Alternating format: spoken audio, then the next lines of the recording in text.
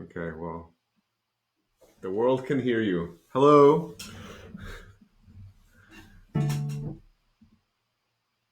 Are we on?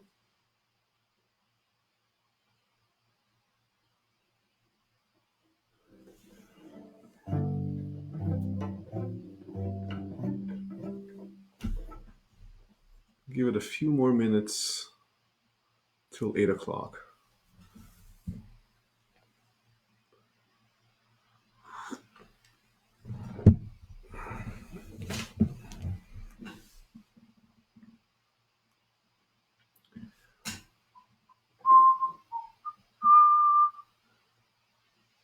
Hey, Jackie.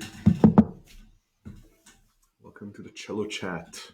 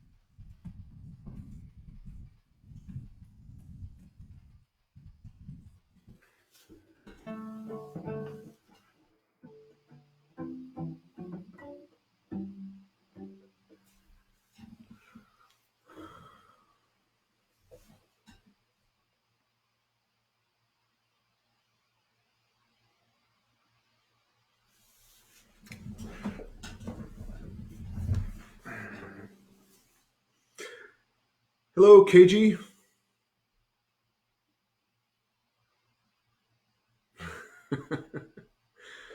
TBD, not sure where you are. It is 8 p.m. here. Hope you're having a good morning. Okay, 8 p.m. That signals the start of this Cello Chat. Hi, my name is Guy Fishman, and I'm going to spend the next hour or so with you answering your questions about the Baroque cello or the not Baroque cello or anything you'd like to ask me, regardless. So feel free to throw a question my way. I'll be here exercising my legs, holding my cello between them.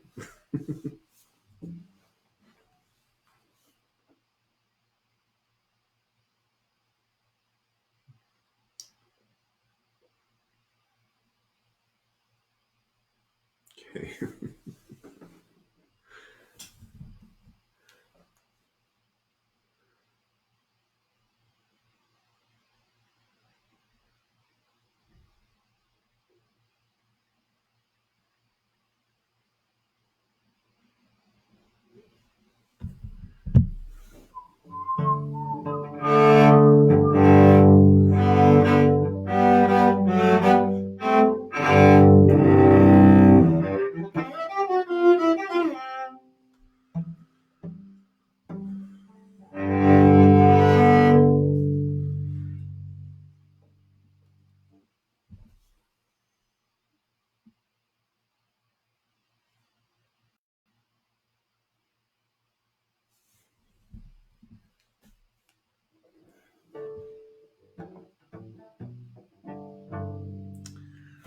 So we've got three people. Would anyone like to start off with a question?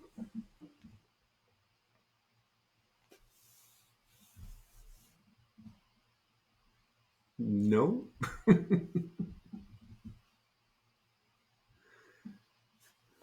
Let's see. Oh, wait a second. There's way more. The thing, okay. Sorry, folks. I don't know how to work a computer. I'm a Baroque cellist. We deal with papyrus and ink on quills, obviously. So I did not scroll down to the bottom of these messages. So there are about 10 people here. Hi, everyone. Hello, Jordan. And I see some questions. So I'm going to start with the first from Seiko. Hi, Seiko. Could you talk while playing? talk about it, just don't know if I can do it.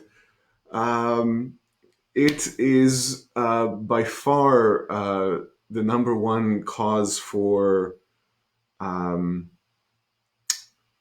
for mishaps, tension, right? Janos Starker wisely said that his entire life had been spent trying to eradicate smaller and smaller areas of tension. And he pointed to all the different areas in the body that have nothing to do with actually playing the cello, that he focused on in order to remove tension from. So, like his jaw and places in the way he sat. I think that the most important thing is to find an approach, a physical approach to the instrument that is as natural as possible. There's nothing natural about playing this thing. We're dealing with straight strings on which a more or less straight bow needs to be pulled parallel to the bridge. There's nothing in your body that is straight. Your spine looks straight from the front, but really isn't. And so we're not designed to do this. If you go into higher register, your arm wants to go this way, and instead you have to go along a straight line. So we have to find ways of approaching the instrument in a way that sort of either trains or fools the body into thinking it's doing something natural. And the first and most important thing is how you sit. And I find that whether I'm playing with or without an end pin, that one of the issues for me, despite my size, is that if the cello is facing front, I'm going to try to lower this a little bit. If the cello is facing front too much, then by the time I get to my A string, I have to twist my body in order to play it. That might be because of the size of my hand, but it's a common problem I find. And that causes my torso to move this way, which requires muscle to hold. And that causes tension by definition. One muscle is pulling, one muscle is pushing or letting go, and in this case, several, in a very important part of the body, the core. And so the solution for that, what works for me, is to tilt the cello. Again, I'm holding the cello between my legs. I'm being a Baroque cellist right now. So moving it this way towards the C string raises the A string, which solves the problem for my left hand, and that way I can face forward in more of a natural position. If I sat down at a table, this is what I would look like, more or less. I'm not twisted in a sort of way. And so finding a more natural approach physically eradicates some tension. So that's where I would start. Hayden, what are your thoughts on how to productively learn from recordings? Well, it depends. A lot of what I do is play in a field called historically informed performance, early music, and part of what we do is play works that are neglected, either unjustly or sometimes justly. You play them and you realize why they're not being played. And oftentimes I will have the opportunity to play a work that I've never heard before. It's possible someone has recorded it. For those situations, I try not to listen to recordings because I want to give myself the opportunity, which is very rare these days, to experience the work as though the composer himself put the music on my stand and we're in 17 whatever. And I try to, so obviously I learn my part to the best of my ability and then experience the work as a whole in the first rehearsal and through that process. If you are playing a work for solo cello or for accompanied cello, the first thing you should always do is study the score. And I fear that recordings have made it easier for us to neglect the skill of imagining the sound in our head. Paganini composed his 24 Caprices supposedly before he could play them. He said, I wrote them first and then I learned how to play them. The imagination has to come before the cello. And I know for myself, I usually start here, even though I know I should study the score first and have an idea of what it is I'm intending on doing. There has to be some intention behind what you do, regardless of what music you're playing, what role you have in the piece. And so recordings if they supplant that skill, then they could be harmful. But if they supplement it instead of supplanting it, if they add to it, well, if I listen to a Beethoven sonata by Casals, recorded by Casals, or someone else, anybody who I admire, and they have a great idea and they hear something in the music that I didn't, well, that's an opportunity to learn. And if the worst thing anybody ever says about me is that he did that thing like Casals, not the end of the world, right? I don't think they ever would.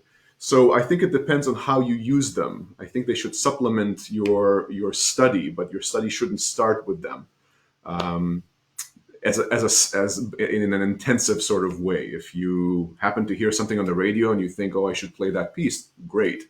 But that cellist's view of how the piece is intended to go may not ultimately be yours. And so I think looking at the score and trying to understand and to come up with an idea of what you believe the composer intended is the most important thing. And that should be done away from the cello. Okay. Robert Maya, hi. Hello, what are the differences between a modern cello and a Baroque cello? So there are physical differences. If you have a cello that is 100% Baroqueified, then the neck on the instrument, and I should say there are almost no examples of this. In fact, there may be no surviving examples in the way that there are surviving examples of Baroque violins. And so much of what builders do is gain information about string instrument making from violins and then project it onto their larger instruments, violas and cellos. There are also paintings and descriptions of these instruments that help, but we don't actually have many or possibly any Baroque cellos to look and see what they actually did with their neck. But on violins, where the neck of the cello is angled, the neck of the Baroque instrument is straight, and the fingerboard will actually be carved in an angled way so that the neck doesn't pull on the strings as much as the modern instrument, and so there's less tension on the strings. There are also a variety of bridges from different time periods and different locations, including some that look a lot like a modern bridge, but a much wider variety of bridges that one can try to see what works. The sound, the bass bar is a different length on the cello. There are certain fittings that might look different. The tailpiece, you can easily look up Google Baroque cello and you'll see hundreds of photos and you'll see the obvious differences. The pitch is variable depending on what music you're playing from what era, what decade, what city. If you're playing music from that was written in Venice in 1680, then your pitch is going to be something like A equals 466. The same time in Paris, the pitch would have been something like 392. So you have to decide where you're playing and if you actually want to do that to your instrument. And of course, one of the biggest differences is that we hold the instrument between our legs. And that's a whole different discussion, which I may get into. It has to do with gender studies, really, and very little to do with music. But those are some of the differences. I would say that the biggest difference between a modern instrument and a Baroque instrument isn't the instrument, but the way you approach it and the way you play the music, and what you believe is important or was important to the composer. So if I answer these questions and they're not enough, then please ask me to clarify or continue or whatever.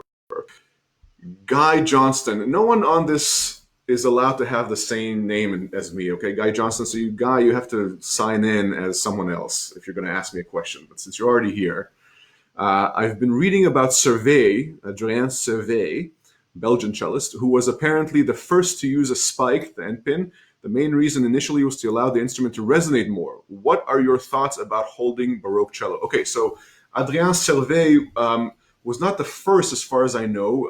Research shows that there were end pins in the 18th century, possibly in the 17th century.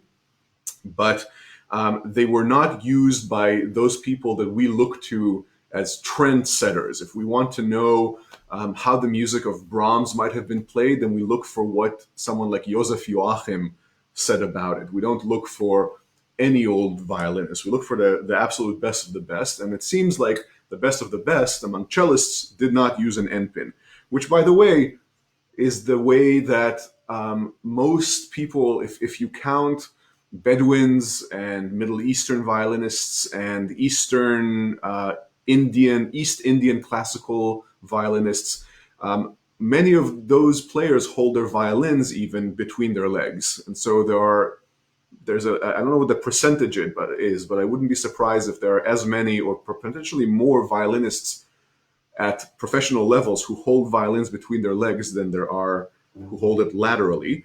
And so you could say that is a more natural way of holding these instruments. So that's what those people in the 17th and 18th century and 19th century were doing. Adrien Servet apparently was a very corpulent figure. He was fat. He was very, very large. And he was mocked for it because he had to use an end pin. That is, I'm not kidding. I believe that is the reason why it made it feasible for him to play the cello. He had one of the largest instruments in existence. It's one of the few strads that was not cut down. So already a very large instrument, difficult to hold between your legs. When Honor Bilsma used that instrument to record, he always used the end pin, even when he made his second Bach cello suite recording. He also used a modern bow for that recording. It sounds as Baroque as anybody else. But as far as I know, Sauvé used it for physical reasons, and he was repeatedly mocked by the press for having to do that. Basically, I'll just, if you guys don't mind, I'll give you the quickie about what I know about the end pins. Okay, so as I said, end pins existed. If you wanted an end pin, you went to your violin maker and you said, "Build me an end pin." They would drill a hole in the well, actually the hole's already drilled. They would drill a hole in the don't remember what it's called, the circular thing in the bottom, which oftentimes protruded quite a bit in order for the cello to rest on it. And they would just stick a wooden, just a wooden rod into it, and that would be your end pin. And this is, by the way end pins were all the way into the 19th or late 19th century. Eventually, they stuck metal, extracting metal end pins into the wooden end pin that you could change the length of your pin. But you could get an end pin in the 18th century. In the 18th century, if you wanted to study, you either found a cellist who was willing to teach you privately, or you went to a conservatory. And the greatest conservatories had their own textbooks. So sources of information for how to play often, or in those periods, often come from those textbooks. So for instance, you can find one of various textbooks from the Paris Conservatory in any number of years, and you can find them all the way into the 19th century. Approved textbooks, which were usually written by one of the faculty there. And these are a treasure trove of information about performance practice of those periods. And almost all of them will show you the various way in which a cello may be held, and you will be surprised at all of the variety of ways in which to hold a cello, including the bow. Very many, I've seen about 10 different bow holds, none of which but one seems to work to me, but those were acceptable. And you will find the warning that as a student, you are allowed to use an end pin. But as a professional, once you graduate, and if you want a professional career, and remember Servet, one of the greatest cellists of the 19th century, being routinely mocked in the press, if you wanted a professional career, you could not use an end pin. And the important underlying message is based on the fact that only men were allowed to study in conservatory. So only men were allowed to have professional careers as cellists. It was considered unsuitable for a woman to play the cello. And all the way into the 20th century, in the earlier 20th century, there are still women who are holding the cello side saddle. You can find pictures of them. So they will sit like this and have the cello this way, just like you ride a horse side saddle. It is absolutely ridiculous, and it is a great thing that it was finally eradicated as an ill, and we could have the marvelous women cellists that we have had and continue to have. But this did not happen until the 20th century.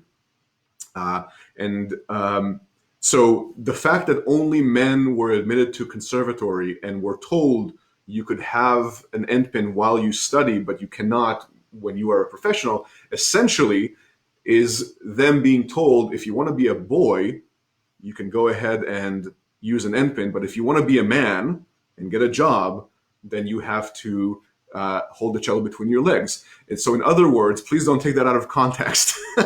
In other words, male chauvinism is the reason that we don't use endpins. There is no good musical reason not to use an endpin, other than the fact that around the world, this is the way that many string instruments are held. It is men saying to boys, if you want to be like us, if you want to be a professional, you may not use an endpin. There's really no other explanation for it. And I should mention that in the early music work that I do, about 98% of my colleagues are women. And they hold the cello between their legs, and they do it very, very well, and they play fantastically. So obviously, there is no good reason. In fact, male chauvinism is a bad reason to do anything. So there, I'm on record as saying it. Thank you, YouTube. So that's the story of the endpin or the spike as I know it. If anybody knows anything else or different, by all means, put it in a message. Okay, Samuel, which are the most important things, a solid interpretation of Haydn's second concerto? You have a suggestion to make a good study. Okay, so Samuel, the Haydn cello concerto, I think, or especially the second one, is one of those pieces that never gets easy, unfortunately. It's just a monster concerto, and the man for whom it was written, Anton Kraft, must have been a monster cellist. If you ever have a chance to look at the music for his cello concerto, Opus 4 in C major, it's even more difficult than the Haydn, and written for a much larger, more varied orchestra. It's actually a really good piece. He really could play the cello, the guy for whom D major Haydn and the Beethoven Triple Concerto were written. So I trust in him. But at any rate, how do we practice anything? You develop an idea and you go for it, and I suggest going for it slowly. Few pieces have slow practice be such a necessary element of your practice routine than that one. As far as early music is concerned, our conversation tonight doesn't have to only be about early music, but I will mention that there are fingerings that one can adopt which make some passages in the D major concerto lie within one position where we usually have to run up and down the instrument. But they only work if you allow yourself to do three things. One is to not vibrate on every note. And that is because, number two, you have to use the thumb on melodic notes. And number three, you have to use the fourth finger in higher positions. And lest you think this is a Baroque or early classical idea, if you look at early, not just early editions of works by Beethoven, let's say, but works all the way into the 19th century, editions all the way into the 19th century by people like Gutzmacher and Schultz and people who lived into the 20th century, you see a lot of fourth finger in very, very high positions. And I don't know about you, I can't vibrate my fourth finger very high, or how shall I say, in higher position. I can certainly vibrate it high. But if you allow for that sort of fingering, then there are passages that can be made easier. So I'm going to give you an example of one. I don't know what this is going to sound like as far as the setup. And also, I haven't practiced it, so it's probably going to be pretty bad. But let me show you the second entrance in the first movement. Here is my nifty Haydn era bow. Okay, so the one that goes. Okay, so the one that goes. That one. There, I was out of tune. Of course, we want to vibrate that C sharp and B. But suppose you did this insane fingering. You had your thumb on B and E, and you started the scale here. So your thumb is now on B, and if you just put your hand down, you should pretty much reach the F sharp. It was a little flat, but there's the F sharp with the fourth finger.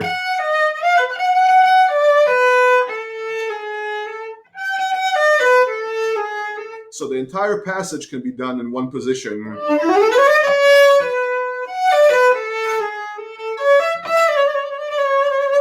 So on and so forth. So I should have practiced, but I didn't. That is something I actually believe strongly in. I think that we use fingerings that are unidiomatic to the pieces we play in 18th and early 19th century works. And the reasons I think that are, well, they are presented in my dissertation for my doctorate, which I'm not selling, but offering for free. So if you are interested in reading more about that, I'm more than happy to send it to you. Private message me or something on Facebook and give me a way to send it, an email or something. I'll send you my dissertation. You can read what I think is the proof that all the way through the 19th century, fingerings like that. Look at Grutzmacher's edition of the Schumann Concerto. You'll be surprised where he uses a fourth finger. And to me, that's an indication that he didn't vibrate on very exposed places, unless he had a magnificent fourth finger. It's possible. I have no idea. There are people, Daniel Shafran foremost among them, who can vibrate or could vibrate on the thumb and create a sound like one of the four stopping fingers. But I find that very difficult and rare. So I would say Haydn D major, look up some possibilities for creative crossing the strings, diatonic fingerings. They might make your life a little bit easier. Christopher Foe, as a fellow, Suzuki Book 3, what's your recommendation? Tone, slow bow. Slow bow. The slower your bow, the closer to the bridge it can go, and the more overtones it can produce in the sound. That does not mean that you should always play with a slow bow. You should have as much variety with your bow speed and your bow placement. But when we start the cello, we usually go for the areas in the cello that are the most forgiving. And usually that's right here. This area right here will give you the most immediate sound for the least amount of work. Whereas if you put the cello, the bow closer to the bridge, you will get a lot of barking. But that will last for a short while until you figure out the ratio of speed, or the relationship between speed, bow placement, and how much weight, arm weight, to put into it. And you'll find that by the bridge, you have to use more weight, slower speed. As the opposite is true for when you go up by the fingerboard, where you have to use less weight and more speed. I think that is the best advice I can give for tone. You could follow Dutzauer's advice. He wrote an entire exercise book on harmonics, false and true harmonics. And he said, everyone knows that the best way to achieve great tone is by the study of harmonics.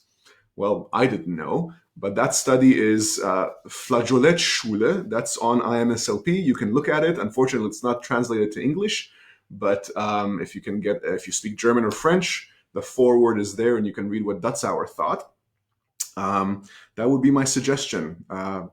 Work on your slow bow, and remember, Heifetz, not exactly a Baroque violinist, said he made all of his money within an inch of the bridge. So if it worked for Heifetz, I think it should work for the rest of us. Or if it was good enough for Heifetz, I should say. Lots of things work for Heifetz that will never Okay, so I've heard many professionals like yourself encourage students to study the score. What exactly do you mean by study the score? Play it on the piano, play it on the cello, look at it, orchestral score or piano reduction? Well, um, you know, all of that is important. If you play the Dvorak cello concerto and you have to decide how you're going to play the D major, um, D major tune, the second tune, um, it might inform you to know that the instrument for which Dvorak first wrote it was the horn. Should you sound exactly like a horn? Probably not. I mean, he could have given it to the horn again, but he gave it to the cello. But that could inform some of your choices about vibrato, about sliding. I don't know, but it's a possibility. If you only look at the piano part, you might not know it's a horn playing it. If you don't look at the piano part at all, you might think you're the most important part at any given moment. But in fact, the Dvorak Cello Concerto has many moments in which the cello accompanies an instrument in the orchestra. Beautiful part in the same first movement, accompanying the flute that has the melody. You can't play that truthfully to the intention of the composer as though you're the most important part. You're secondary to the flute. So studying the score in a piece like that and many other pieces, I mean, you want to know what the piano has while you're playing. We don't use the word accompanist very often anymore, but we still sometimes think of our pianist colleagues as accompanists. In fact, many of the works we play with them were written by pianists: Brahms, Beethoven, Schubert, Mendelssohn, Mozart. Well, we don't have any Mozart really, but a lot of these guys were initially pianists and they were writing sonatas for piano and cello obbligato. Brahms's E minor cello sonata, that's how it's titled. It's piano and cello. Piano is first. So it really, if you want to know the whole piece, you have to look at the score.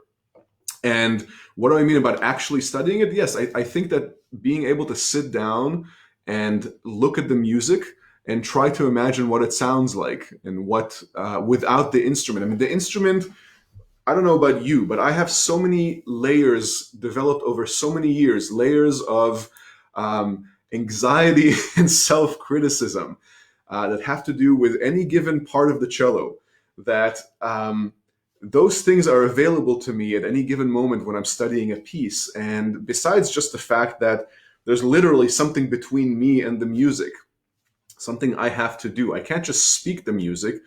I have to play it. And that requires a lot more than what the score is providing. But the score is the important thing. That's where the piece lives.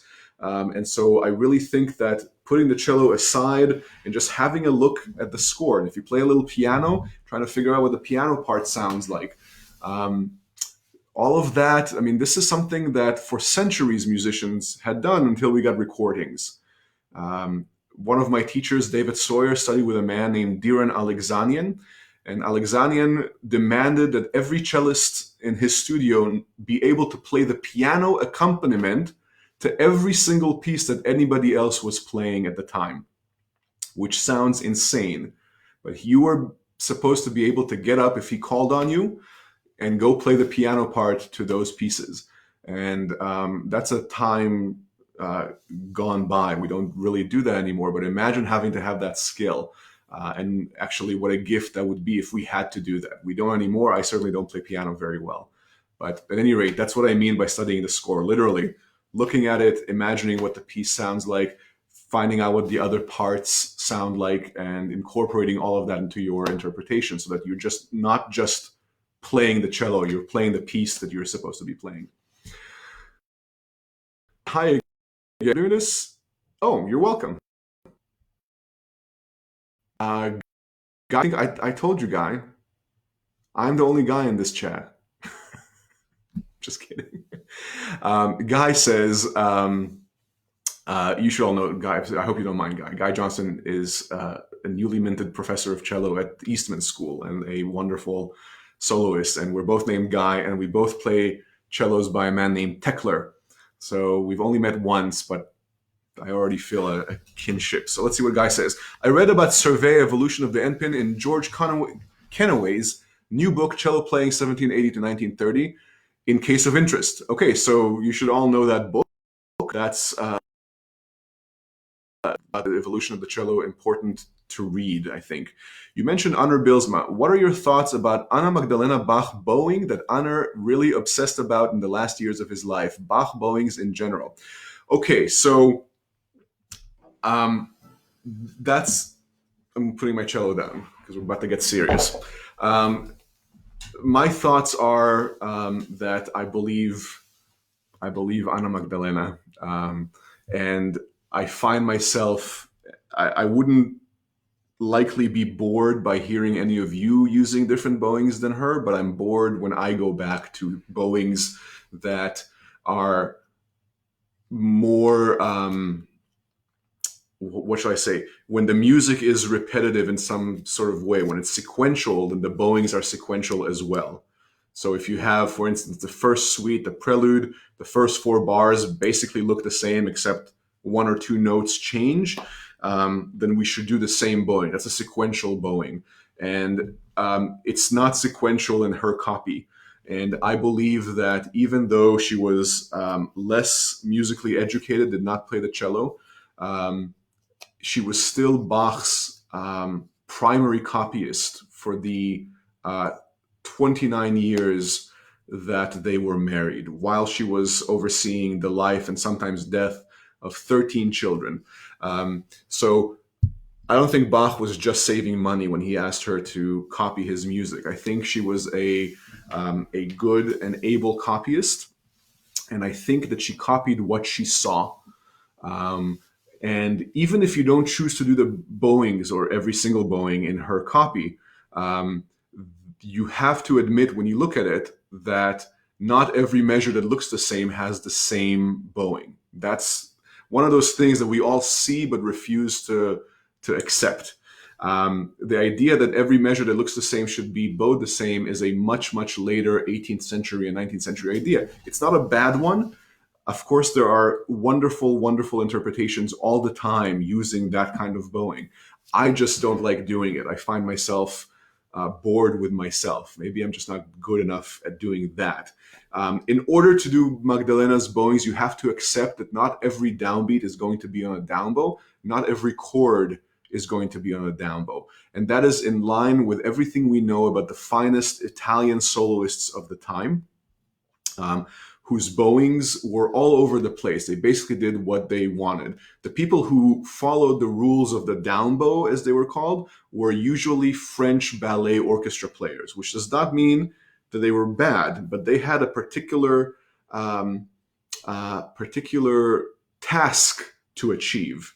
And someone playing a violin concerto, a Viotti, or someone like that, his task was to play his violin concerto, and he could care less what bow he was on.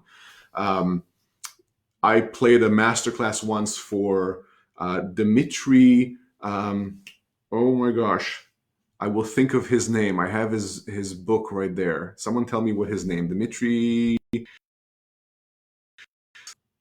Brother was a conductor. I can't think of it. I'll think of it in a second. Markevich, Dmitry Markevich, and his solution to the Dvorak cello concerto was to start at up bow in the beginning of the Dvorak cello concerto, so you could play the 16th notes at the frog. I wouldn't do that; I'd be too nervous. But there are people who I don't want to say think outside the box, because you're not thinking inside the box if you think that Dvorak cello concerto should start on the down bow. It probably should. But there is so much variety out there, and to go by any rules, I think, is problematic for variety's sake. And I feel like I'm seeing Bach's variety and variety of thought when I look at what I believe are attempted representations of his bowings. I don't think Anna Magdalena could have made those up, not because she was bad, but she just wasn't a cellist. She also made them very difficult to read. They're usually too high or too low beneath the staff, and sometimes they're over to the right. We know that. But I find a lot of invention in them, especially if you believe that music, and especially this music, should be spoken. And you read writer after writer, and serious, very important writers, all the way into the 19th century, those people in the Paris Conservatory, that I talked about, people like Pierre Bayot, he's writing the same things that people like Kvantz were writing and people a century before Kvantz about the relationship between speech and music, that the job of the musician is to be like an orator, to carry out an oration.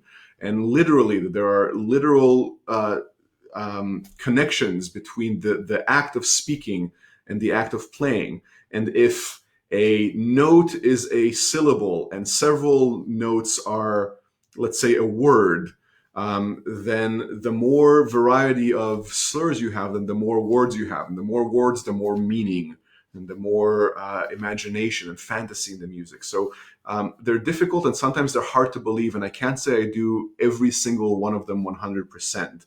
And frankly, they're hard to memorize. But I get the most gratification from trying to do that. I feel like there's something in there. I don't think they're just mistakes, as we've often thought about the work of Magdalena. And if you want to see her at her very best, you can compare the two copies of the violin sonatas and partitas and find, I think, that they're very, very close to each other. So she was able to follow what she saw. And I think it's important to at least consider. And we individual, we can find our own solutions, right? I mean, there are very, very few things I would say are wrong. I think slurring over the bar line, except for where Bach did it, for instance, in the Prelude to the C major suite, that would be something that's sort of anachronistic, not usually done in this period. But of course, we're talking about a period. First of all, it's a made-up period, 1600 to 1750. When Bach died in 1750, nobody said, okay, well, the Baroque era is over. And it's a very, very long period of time, and it spans a huge amount of the earth, which was much, much bigger than it is today. We didn't know what each other sounded like the way we do today. And so there must have been a huge variety of playing, and I don't know if I'm right, but that's what's right for me at the moment. So some of what I think about Bach. Thank you for that, though. Okay, Sam. Hi, Sam. Again, in your mind. I've listened to Anton Kraft's concerto many times, played by Daniel Muller-Schott. Respect the thing you commented. Oh, okay. I'm sorry. That's not a question. I will contact you with pleasure. Joey, how you doing, Joey? All the way from Boulder. Regarding the Anna Magdalena bowings, I find the trickiest ones to execute to be the movements with lots of dotted rhythms, such as the fourth saraband and the beginning of the fifth prelude. It seems that the common modern way of doing this involves a lot of hooking. How do you navigate the tricky bowing distributions and rhythms in movements like those, especially consider that Bilsma says lifting the bow is not done? Well, I studied with Bilsma for a year, and when I left, I felt like I wanted to be a disciple of his. I mean, he was so imaginative and witty and good. I mean, I can think of a couple of recordings where I know he didn't care as much as some other recordings, and he doesn't sound his best. But at his best, I mean, his bow arm was one of the most magnificent things anybody could see. And, you know, he was quite a cellist. There's a lot of, in fact, there just came on YouTube, I think, a copy of the recording he made of Shostakovich's second concerto. And might surprise you to know that Bilsma recorded a Shostakovich concerto. And he does it really well. So he was an all-around cellist. But he said a lot of things. Excuse me a sec, tea. He said a lot of things. And I'm sure that if I had a conversation with Honor, if he was still alive, then to say that something is not done, it have to be clarified whether he meant it was not done in that period or he doesn't do it and finds another solution. I suspect it's the latter. I don't think Honor said much of, they didn't do this. I don't believe in saying they didn't or whatever. If anything, they did more than we did. Of course, I just said what I said I don't believe in saying.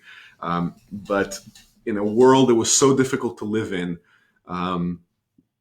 and with so much pain and suffering, I think music was one of the magical pursuits of life. And I can't imagine anyone back then limiting him or herself because they happened to live in the 18th century. Nobody ever said, "Boy, I'd love to use fourth position for this, but damn it, I live in the 18th century, so I can't. It's Baroque times." I just don't believe that. Having said that, one should inquire as to what Bilsma might have meant. Honor was a huge proponent of the idea of using literally several sounding points in a single passage.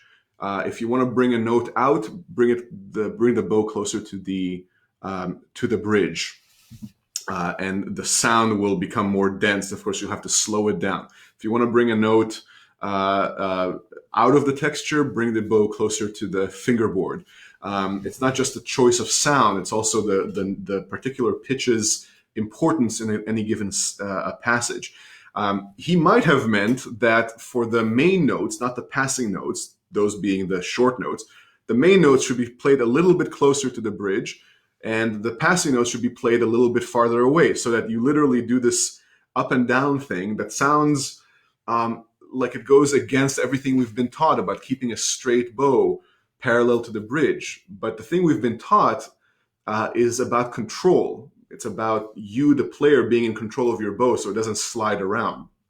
Where you actually place it does not have to be one place. If you're controlling it, if that's what you want, and you might decide that you want to try that. I still don't know if you would not end up at the tip if you did no retakes.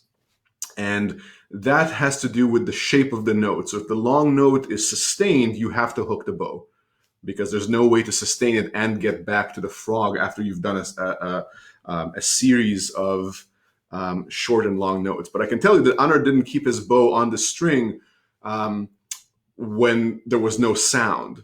So, I think, well, to be honest with you, I mean, there are two videos of him playing the C minor suite, one from 1998, I think, and then a much later one at the end of when he almost stopped playing. And that's in Korea. And you can look at his bowing and see what he does. I find his bow to be, like I said, just magical. And that's what I would do. But I suspect he doesn't exactly mean that literally. You just never pick up the bow from the string. I mean, the string has to resonate sometimes. So I would look at different sounding points and different ways to sneak in a couple of inches back to where you have to be. Those are difficult movements. I don't like hooking those. Having said that, hooked bowings did exist. As I said, these people were much more, I think they had a larger palette than we do. Perhaps not in extended techniques, left hand especially, but as far as variety and color and imagination, they weren't held back by any constructs that were made up, like we're period and we're Baroque cellists.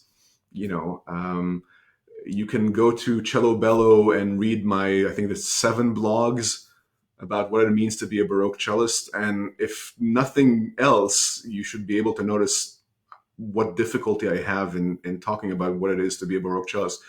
I don't really know.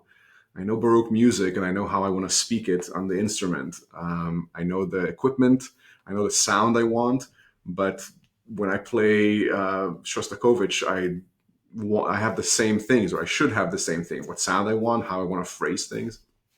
So I may be ending my career. All my Baroque buddies are watching, and I don't know how they're taking this. But at any rate, that's a winded and windy answer to your question, Joey. Zachary, how meant some performance practice training works like the Gabriele Ricci? I'm especially worried in regards to balancing rhythm and pulse with voicing and raising. I'm so glad you're playing this music. Gabriele's Richter cars are basically the first music we have for solo cello, virtuoso solo cello. He must have been a wonderful cellist.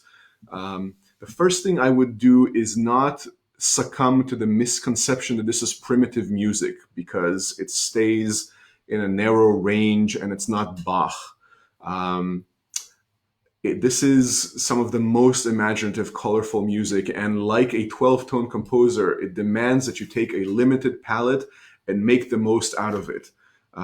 You have a row, and you have to make it interesting, and you have all these permutations. The same thing with this music. You have a relatively narrow range on the instrument and narrow tools in terms of bowings, and you have to make them as imaginative. So, I mean, this is a passion of mine, and I don't know if I have the time to discuss everything that I believe about Gabrieli and his music and music of that time. But again, the relation between speech and music is undeniable for people of this period, the 1680s, the best people and the people we want to look up to. And the one thing, the two things that informed a Baroque composer, I believe, the two disciplines that informed him or her most are dance, obviously, and speech, and particularly rhetoric, the rules of rhetoric. And not every composer literally thought about the rules of rhetoric, but the act of persuasion through speech involves thinking deeply about emphasis, about time, about space between syllables and words, literally about articulation. Those words that we use as musicians, phrasing and articulation, those come from speech. And you don't need to go and study the rules of rhetoric, but what you need to do is study the way you speak. And if you study it carefully, you will find that inequality, speaking unequally, is absolutely necessary, because if you start speaking equally, where every syllable receives the same weight, you will start sounding like what robots used to sound like before we had Siri and Bixby and these algorithms that decide where to put weight and emphasis on a word, that create a phone that sounds like a human being. So you don't want to speak anything equally. And you don't want to play everything equally, especially in music like Gabrieli's. And so finding ways to add emphasis and also places to take it away. So you can say every note is important. It absolutely is. It's just not equally important. And if you want to take something and make it important, one of the best ways of doing it is taking away the things around it. So if you have an F sharp that's especially important, maybe playing the things around before and after in a different way, not necessarily less, but differently, will highlight that F sharp, and the listener will know Zachary thinks that's important. So, this isn't necessarily, well, it is performance practice. It's not early music. You can use a modern cello to do this, obviously. I think that the importance of varying your articulation, we usually go for dynamics, a variety of dynamics, and that's absolutely crucial. But articulation in a way that represents speech. I wish I could spend an hour on a lesson with you, and be easier to show and talk about than to answer. But it's a deep subject.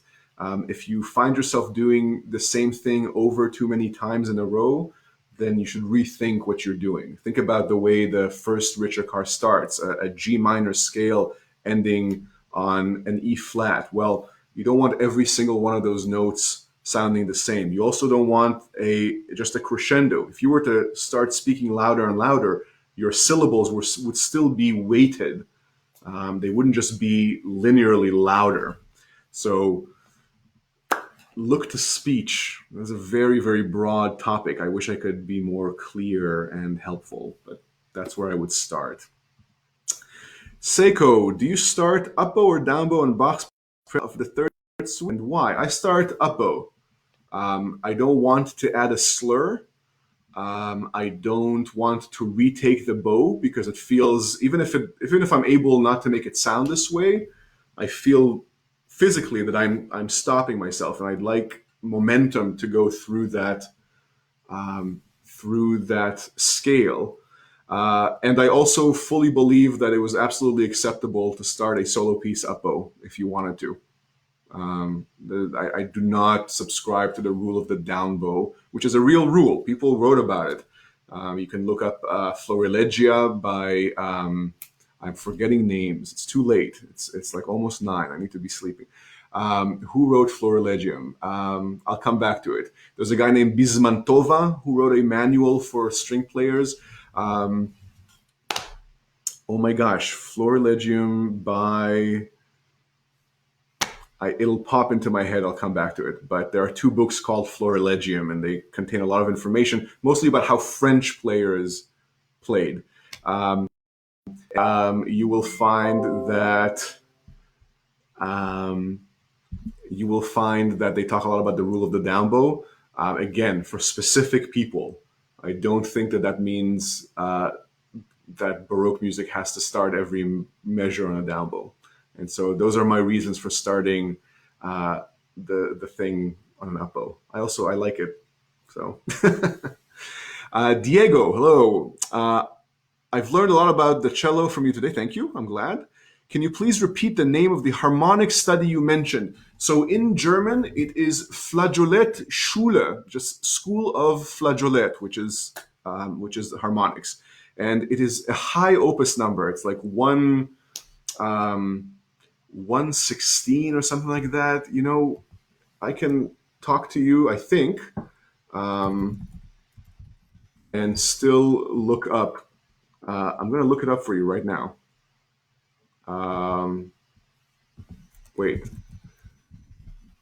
Or you know what? Maybe someone else can go to imslp.org and go to Dutzauer. And, I'm too curious. I want to know the... Here, let's see. So it will be under his collections, and it is called... oh, great. It's not here. 1 second. I'll find it. Under F. Flageolet Schule, Opus 147 by Friedrich Dotzauer. And it's right there on IMSLP. In fact, I'll even do you a favor. Here is... Can I message you? Not sure if I can. Yeah. There. It's at the bottom. Oh, Joey Howe got it. Thank you, Joey. So there it is.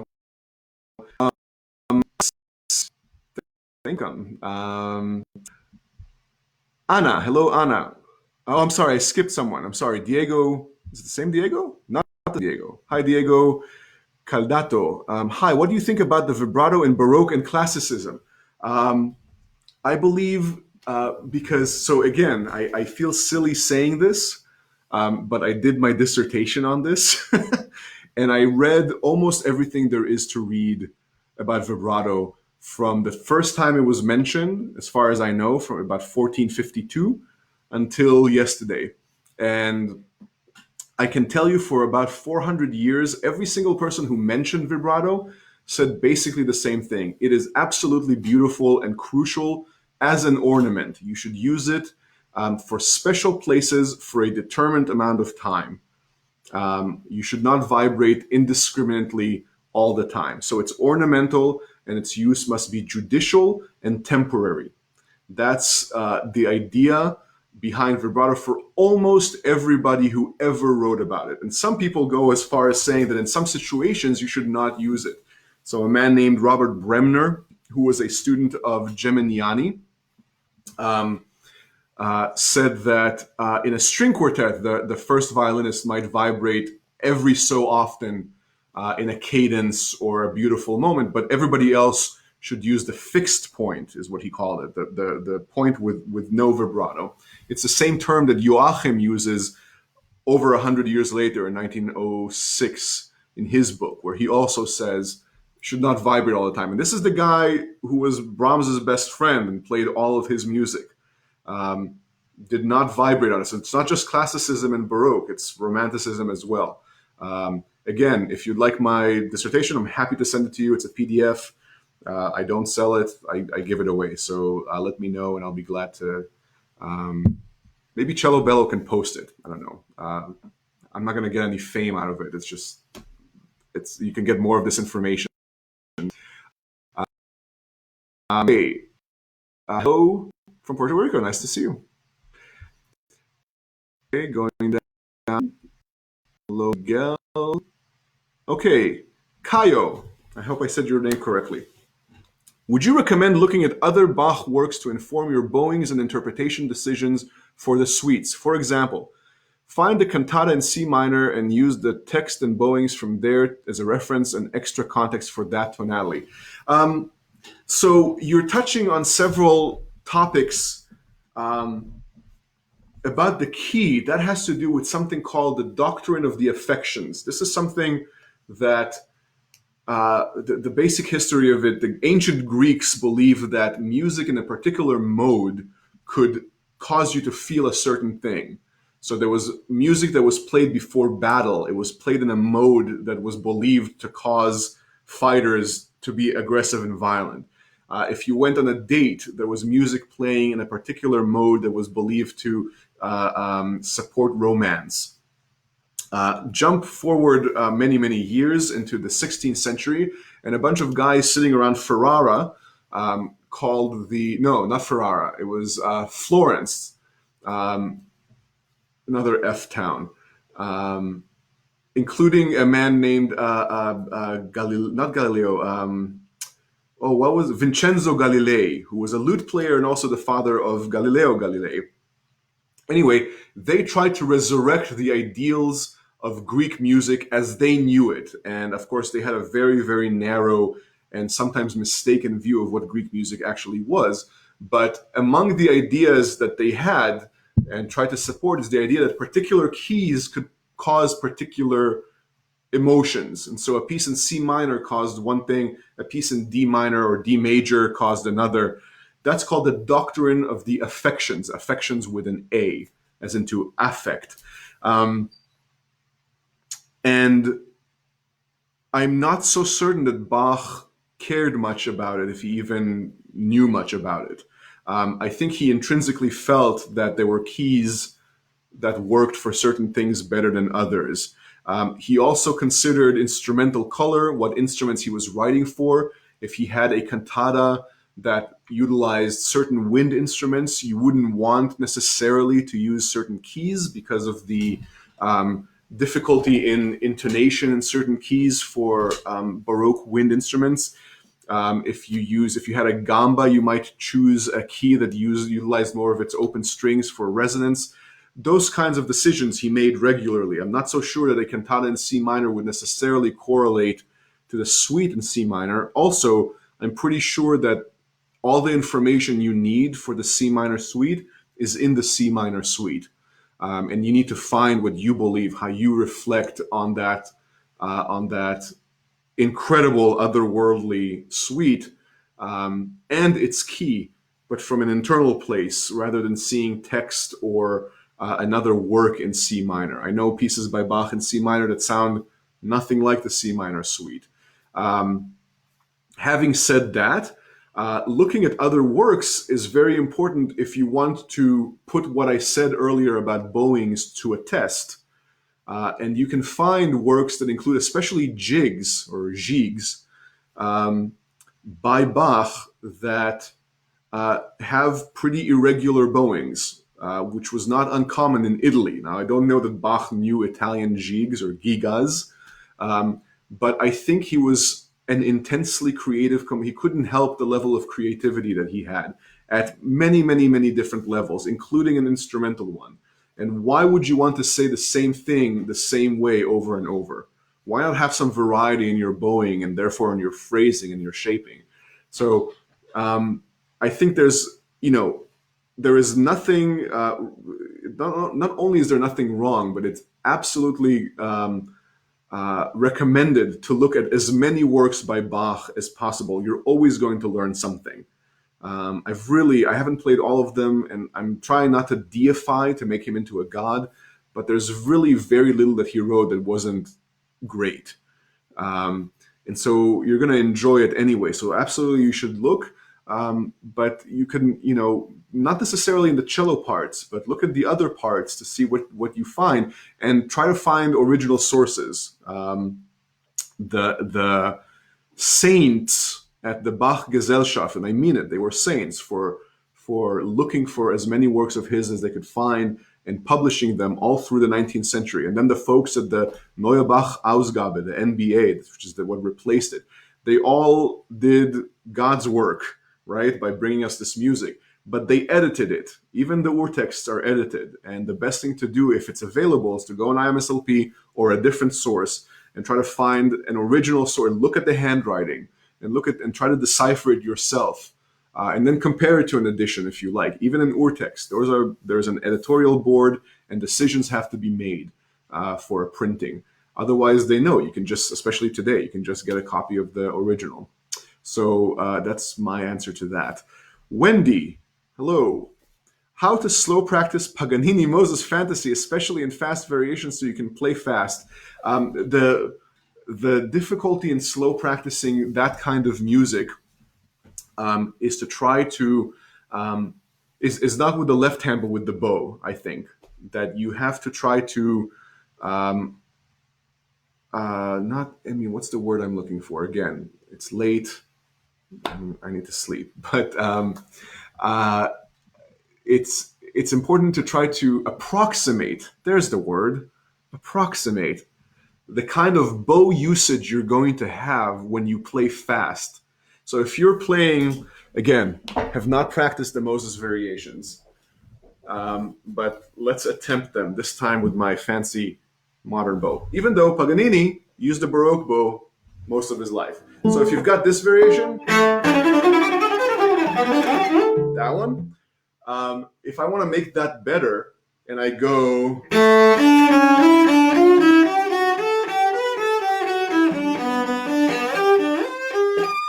that wasn't much better.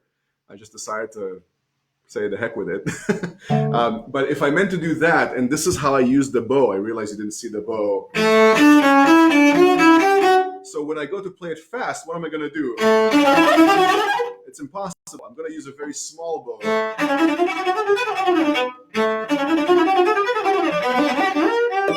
Now I'm angry, and I'm going to have to practice that for several hours. Thank you, Wendy, for making me do that. But the point is that you need to approximate your bow usage when you're doing it slow. At the same time, it's impossible without putting huge breaks in the music. So it's a personal challenge to find a way to practice slowly, but in a way that you can just turn on the switch and fast happens. My experience is that I do it slowly and fast happens usually really well the first time, and then I have to go back to slow. And eventually it's more than one time. It's an arduous process, and clearly the passage I just played needs it badly, and now it's on YouTube, and there's nothing I can do about it. But so be it. I played a few notes out of tune. It happens. Okay, Diego, it's you again. Nice to see you again. How do you build up agility on the left hand?